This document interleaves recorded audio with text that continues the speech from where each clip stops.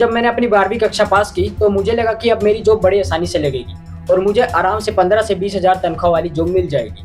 लेकिन 25 इंटरव्यू देने के बाद भी मुझे ऐसी कोई जॉब नहीं मिली।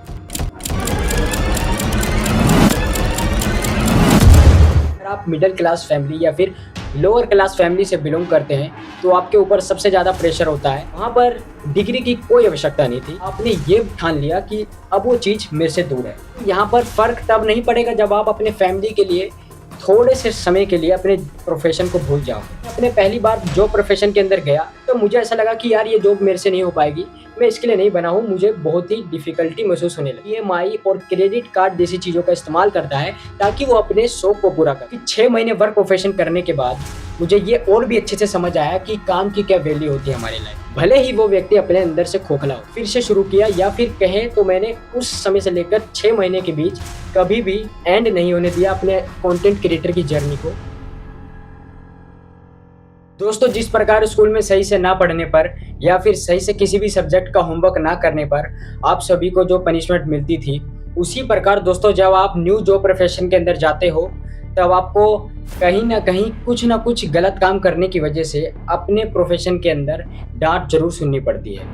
तो दोस्तों ऐसा क्यों होता है? क्यों कोई स्टूडेंट अपने स्टूडेंट लाइफ के अंदर अच्छे से पढ़ने के बाद भी जो प्रोफेशन में जाते ही धक्के खाने शुरू कर देता है?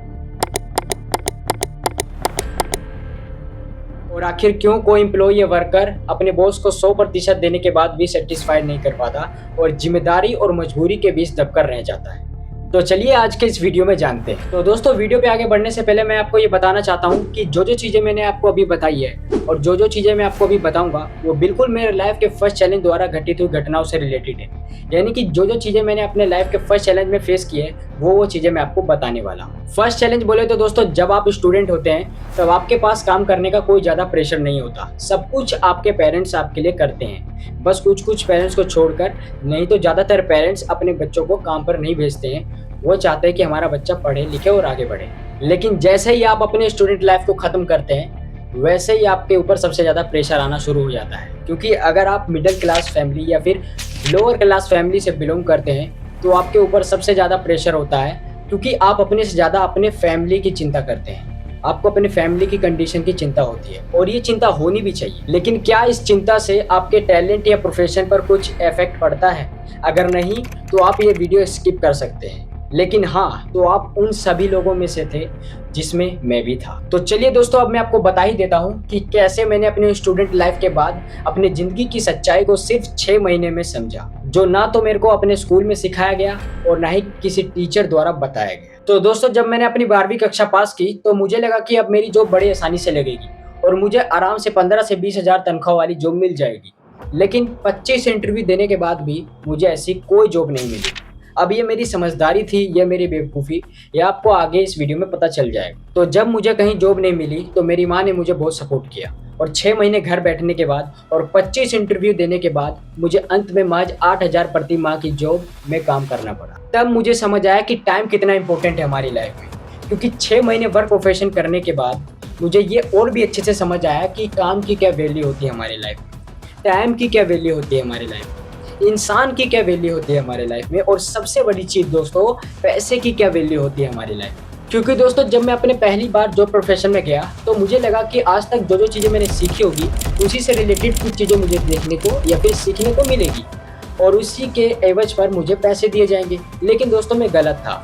वहाँ पर डिग्री की कोई आवश्यकता नहीं थी, वहाँ पर सिर्फ आवश्यकता थी स्किल की, और वही स्किल मुझे 8,000 पर मंथ पे आउट करती थी। कितनी शर्म की बात है कि जिस देश के युवा ये चाहते हैं कि हमारा देश आने वाले टाइम पर विश्व गुरु बनेगा, वहाँ के युवा बड़ी से बड़ी डिग्री हासिल करने के बाद भी बेरोजगार घूम रहे हैं। और ऐसा दोस्तों क्यों हो रहा है?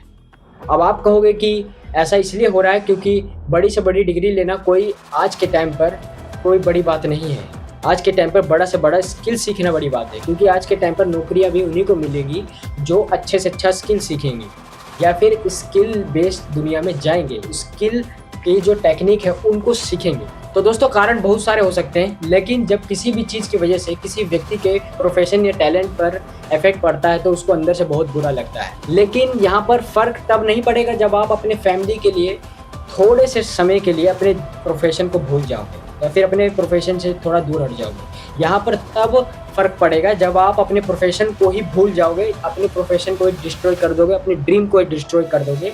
यानी कि आपने ये ठान लिया कि अब वो चीज़ मेरे से दूर है, वो मंजिल मेरे से दूर है, अब वो मेरे से हासिल नहीं हो सकती। तो दोस्तों ये चीज़ आपको अंदर से झिझोड़ के रखेगी और ये चीज़ आपको कभी भी बढ़ने नहीं दी। क्योंकि यहीं पर कोई स्टूडेंट जब अपने क्रिएटिविटी या फिर अपने टैलेंट को भूलकर ये सोचता है कि यार छोटी सी जॉब मिल जाए या फिर छोटी सी नौकरी मिल जाए, उसी के अंदर हम अपने ज़िंदगी के सपनों को सजा लेंगे, तो समझ लीजिए दोस्तों कि उसका जो लाइफ है ना वो छोटे से एरिए या फिर छोटे से जगह पर सिमट कर रह जाएगा। वो कुछ मतलब कि लाइफ के एडवेंचर टाइप के मोमेंट्स को कैप्चर नहीं कर पाएगा और उससे आगे नहीं बढ़ पाएगा। आई थिंक कि आपको ये सारी चीज़ समझ आ रही हो। इसके अलावा दोस्तों उसको कोई भी क्रिएटिविटी या एक्टिविटी करने का मन नहीं करता, क्योंकि वो समाज और परिवार के बीच दब कर रह जाता है।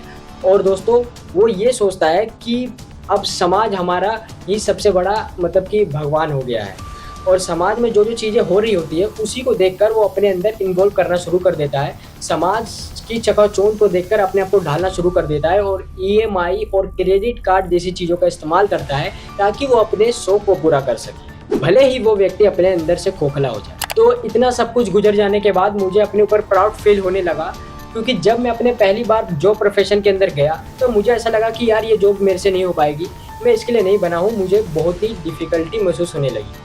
लेकिन जब मैंने उस चीज़ को फेस किया और उस चीज़ को पार किया फेस करने के बाद, तो मुझे अपने ऊपर गर्व महसूस हुआ और मैंने अपने आप को ब्रेव साबित किया कि मैंने उस फेस को पार किया है या फिर मैंने उस चैलेंज को कंप्लीट किया है। और यही नहीं, मैंने अपने अंदर के नॉलेज को यूं ही वेस्ट नहीं जाने दिया। मैंने कई सारे इंस्पायरेशनल और मोटिवेशनल रील्स बनाकर लोगों को मोटिवेट किया और मैंने अपने कंटेंट क्रिएटर की जर्नी को फिर से शुरू किया, या फिर कहें तो मैंने उस समय से लेकर 6 महीने के बीच कभी भी एंड नहीं होने दिया अपने कंटेंट क्रिएटर की जर्नी को, बोले तो ख़त्म नहीं होने दी।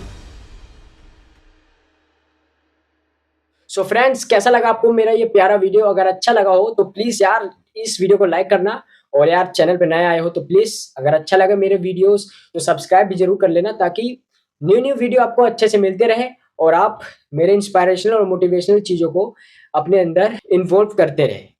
तो मिलता हूँ ऐसे ही नेक्स्ट वीडियो में दोस्तों, तब तक के लिए थैंक यू।